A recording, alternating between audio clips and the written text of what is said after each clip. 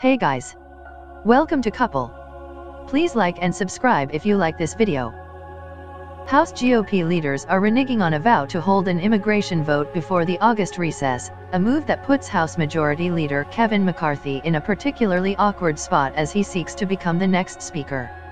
In June, McCarthy, R. California, personally promised several rank-and-file members a vote on a new guest worker program for farmers, an offer backed by Speaker Paul Ryan, RWIS.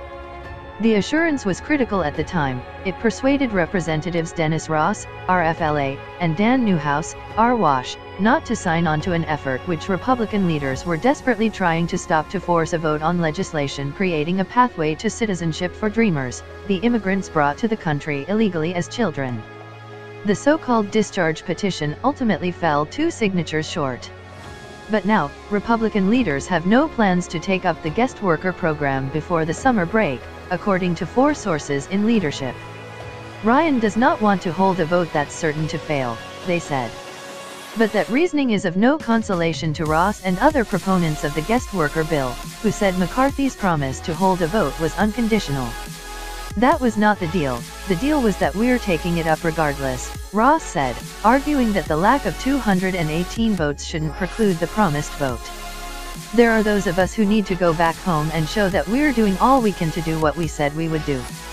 And if it fails, it fails. The standoff puts McCarthy in a bind. He's been asking members to support him for Speaker next year, when Ryan is set to retire. But the broken promise could alienate some would-be allies.